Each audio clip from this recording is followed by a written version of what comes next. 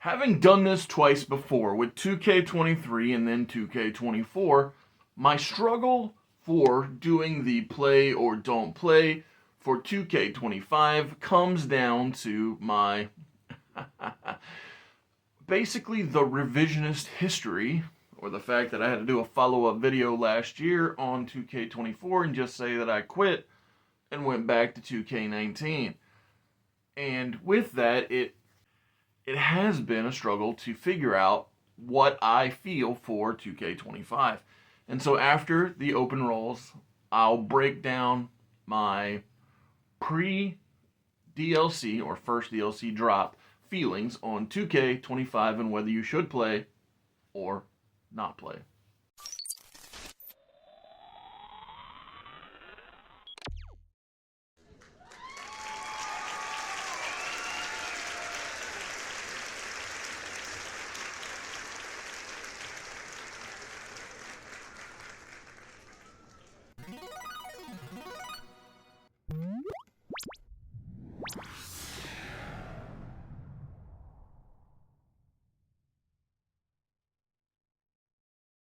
So the 2K23 video was basically a gag. I walk in the room, I say I'm addicted to playing, and I walk out, let the camera record the set. And while that was fun, I certainly couldn't do that for 2K24. You know, it's a gag you don't want to wear out. And so I talked about early on how that I thought the showcase was okay and this, that, and the other was alright, but the more I played the game, the more they updated, the more they changed it, the more I was like, man, this just isn't worth it, and I quit. And the primary glitch that ruined it was a thing where it would screw up images and put championship logos on the face of characters, or, you know, wrestler logos on ring canvases, whatever. Just things were inaccurate. And so with that knowledge, with that experience of how 2K24 was a pain, I've been so gun shy to do anything in depth with the creation suite in 2K25. So much so that even though there are 100 creative player slots, I have, I think, a dozen created wrestlers because I'm uneasy and unsure as to whether or not the system will work or fail out. In addition to being worried about the creation of characters or even downloading characters, I also am cautious when it comes to creating championships. I've seen multiple people post about the championships being disfigured or disformed when you use certain side plates. So I'm like, my goodness. And then even the community creation upload preview is messed up and cuts off about a third of all the championships on community creations, which then makes it very challenging to understand whether or not you're getting what you intend to get when you download it. And I think it was the second to most recent patch, they busted even the in-game relief parts to create titles, and you know, the patch after that put them back. But it's like, what are we doing, plugging holes that you just created? And what's the sense in, oh, I gave you this update if I'm going to give you this other thing that busts the game as well? I don't know. It's just, like I said, being worried, but also trying to be cautious about the navigating of the system. Because when it comes down to systems, I'm still on the PS4, didn't go to PS5, so I can't talk about the newest mode, which is called the Island, because it's only on PS5 and Xbox newest edition. Since I'm on the older version, I don't play the Island, which is fine. I've never really intended to. I've never been, well, rarely been an online gamer. I mean, I've had a few matches in the history of video games back when they weren't saying, hey, you gotta pay us monthly to even play with your friends online. But I've had a few matches in the years past, I think even consoles past, where you had the ability to play with people you know online. And I didn't mind that because I don't mind losing to my friends, but I don't much love the idea of playing strangers who will, if not cheat, then not go attempt to be playing fair.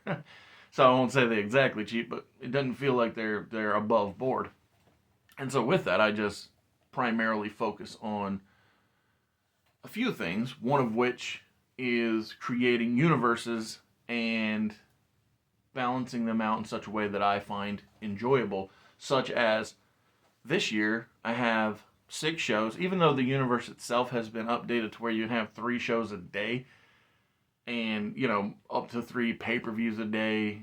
I was just like, man, that's overkill, and I'm afraid that if you go that stacked, it will crash, kind of like a Jenga game. It's like the higher you get, and then you keep playing around, then you're just it's all gonna crash down. So I don't do that, but I do enjoy the idea of working with Universe, of stacking shows, making them specific to what I want, as to make it each show its own entity. Like, for instance, Raw for me is basically living legends, the show. So Steve Austin, John Cena, The Rock, Roman, anybody who's like that upper echelon of talent is on Raw.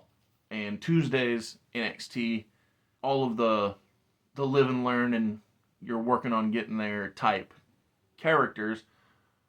And it's also a fun place to put other folks, such as the in-game unlockables. Like, this year you don't get Baron Blade as a playable character, but you get all kinds of other folks, Copeland and whatnot. And so, yeah, I do like using NXT in that, you're working your way to the top mentality. Although I mistakenly said NXT still on Tuesday, I moved it back to Wednesday because my Tuesday show is the return of ECW, because you have Sandman, you have Cactus Jack, Rob Van Dam. There are, the Dudley Boys. There are not an insignificant number of true and legitimate original ECW wrestlers. But even if you move past the actual known commodity of ECW, you also have the WWE version of ECW guys like Sheamus, and Mark Henry is coming in DLC. You got Kofi Kingston.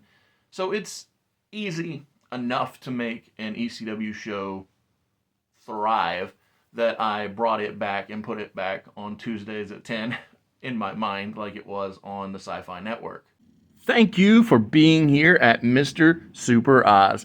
This video is going out, and this channel only exists because I, Oz, founded Gamble Comics, which first release was Everlasting Survivors, a 68-page graphic novel called All Day Long. Available now. Follow the link in the description that will take you to gamblecomics.com. While there, you can get hats, shirts, posters, much, much more, but most importantly, the story itself. And on Thursdays, WCW has returned, and while it has far fewer people that make sense on the show, you do have a modern Diamond Dallas Page, so that's pretty cool. You can say, since they're, 4, 5, 6, whatever Undertakers, you can put a Mean Mark over on there, same with Bruiser Mastino with a version of Kane, since there are multiple Kanes. But the thing that I really have done with both ECW and WCW is I've made them the landing ground for wrestlers with a birthright. So with the Steiner brothers having worked in both ECW and WCW in the past, I put Braun Breaker with his tag partner, the one that I like, that being Baron Corbin, on ECW, because Scott and Rick worked in ECW. Rick's son, Braun Breaker, and his tag partner Baron work in my ECW. But so much of WCW is based around the bloodline, because there are 3 versions of the Usos, so you might as well put at least, again, put one of those tag teams in WCW because their father, Fatu, was a part of the Samoan SWAT team in WCW managed by Paulie Dangerously. And the same can be said for Tonga, and Tongaloa because Haku was Ming as in the Face of Fear. But I also go a different route when it comes to the WCW show. I also use the in of the international cruiserweight division to get a lot of guys that, while they don't have an official lineage tie to WCW, they have a stylistic tie to what WCW highlighted. So a lot of guys like Dragon Lee, and I mean, I even went with Joaquin Wilde and Cruz del Toro because of their ties to Rey Mysterio, put them all on the WCW brand because they fit into that WCW cruiserweight division concept, mindset, whatever layout. SmackDown is very much guys who aren't megastars, although the top star of my SmackDown is the megastar, LA Knight, yeah. But, so they're not megastars like an Austin or a Rock or that style of wrestler, whether it be John Cena or whatever.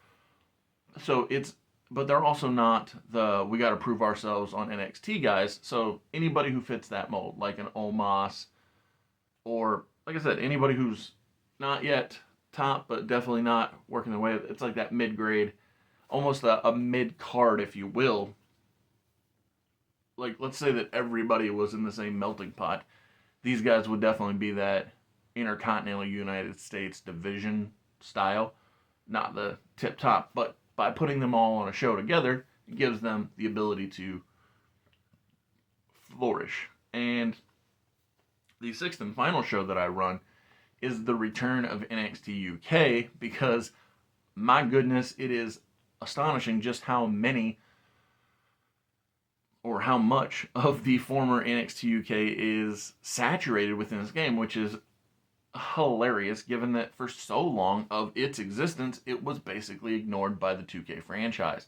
So you have the almost forever champion of formerly Walter, now Gunther. You have Ludwig Kaiser, obviously, Rhea Ripley. The guys from Metaphor, they are former NXT UK wrestlers, Noam Dar and Ora Mensah, although Mensah worked at a different name for some of the time. My point is, each show has its own identity, and the beauty of Raw and SmackDown, they're already known to share pay-per-views in the concept of the world. Like Josiah and I still, when we do Outfit Entertainment Worldwide, we have shared pay-per-views by Raw and SmackDown. NXT and NXT UK have shared pay-per-views in the universe, and WCW and ECW have shared pay-per-views. So it's just a way to make the universe flow clearly and make good sense. But WWE Universe is not the only mode within 2K25. So let's talk about my rise. I was very excited this year for the idea of a no longer split into 2 story mode. I thought, oh, this is good that we're blending them together, because before it was like Undisputed and Unleashed or something, and then Legacy and I forget, but they kept doing like, oh, here's the boy story, here's the girl story, here's the boy story, here's the girl story. Well, this year, because they brought intergender wrestling into the game, I wonder what brought that on. AEW Fight Forever. But because they brought intergender wrestling into the game, they've made the storyline intergender. Basically, you can play as a male or female, or realistically, you play as both, and it just flip-flops it around. Like before the game came out and it was announced, I was like, okay, this is a good shout. This is a good route to go. But then I played it and I'm like, okay, so you no longer have 2 stories you have to play. Now you have 1 story you have to play 2 or 3 or 4 times to get all the stuff unlocked, which I thought was rather, still do, frustrating. But the upside about that frustration, or the thing that makes it somewhat redeemable, is that at least the second time around, because I haven't played it beyond a second time, is R-Truth is a godsend. He's just hilarious. and his approach to the story really makes it worth replaying. So even though you are doing the same thing again, basically, you can make a few different choices and get a few different things, but primarily you're doing the same story again. R-Truth really makes it worthwhile. And the other thing, along with the island, that made the game such a bloodline driven concept was this year's showcase, which to me is somewhat well done, but it's good in concept, not so good in execution. Like, I like the idea of focusing not on one person but on a group of people, but I just think a lot of the choices, like for instance, having to win the women's Money in the Bank as Tamina, not a great idea. But even outside of that one, which was challenging, I thought some of the dream matches just weren't dream matches at all. And some of them really could have been replaced and made actual dreams. Like, let's say, for instance, instead of you unlocking Tamina managing the Usos by ending the showcase mode and crowning your own tribal chief, which is an option, or the final conclusion, what if they were the people that challenged Afa and Sika? Because couldn't you make the argument that the Usos, even in their debut form, were still a modernization or an evolution of the Wild Samoans as, a brother tag team? Wouldn't that be more of a dream match than Afa and Sika versus the Dudleys in a tables match? I certainly think so. And the same goes for 3-Minute Warning. Their dream match wasn't a dream match. Most of the dream matches just weren't dreams at all. And I think that there were definitely, or are definitely, ways to make them dream matches. Like, how about this for an option? Instead of the young Usos taking on the Wild Samoans, what if the Wild Samoans had to take on Tribal Chief Roman and Pretender to the Throne Solo Sikoa? The two Tribal Chief characters have to take on the Patriarchs, the originators, and then 3-Minute Warning had to take on the Usos in their debut form with Tamina, and then you could look at it in such a way as to the progression, the evolution, the change. I don't know. My point is, I just think that better choices could have been made. Like, was George Emma Steele truly a dream match with Peter Maivia? I think not. I think that had you made it Nation of Domination Rock, instead of him just being pay us more money and you get him, what if it was Nation of Domination Rock taking out Grandfather High Chief Peter Maivia? That would be a heck of a dream concept. And it certainly, each time that these dream matches happened, taking place at the same Raw day one, I was like, that's not a dream at all. I think that you could easily come up with better locations. Like I said, better matches, better locations. But in the end, they were good enough unlockables that the showcases, it's every showcase. Like, yes, you're not having to play as the same wrestler a million times, so that's an improvement. But all the showcases, just like whether it be this one or any other, you're doing it just to get the stuff unlocked. So does it really matter that I don't think that they made the right decisions, or the choices were weak? No, not really, because is it their plan or their decision or their choice that makes us play it? No, it's what we get to unlock. That's why I miss the old Accelerator where you just press a button and you're like, now I got it because I paid for it, so thanks, bye, don't need to worry about this. And I'll only pop in if I choose to, and then I can choose which match I want to play. But that's neither here nor there. The real question is this: is WWE 2K25 worth playing, or should you not play it? And then, again, this is before DLC, this is before potentially they bust the game again. I think it's fun to play, and so I will give it a play. I think if you've got friends, either online or in real life, that you can get together with and play, I think it's certainly fun to play. I just hope that it stays that way, and that's the important thing. And I hope I don't have to put out another video that says, I quit, I'm going back to 2K19, like I did last year with 2K24. And while I do still have 2K19 and enjoy it, I'm hoping that this 2K25 will be consistently good. I was disappointed that they didn't put Brian Pillman in because Brian Pillman Jr., Lexus King, is in.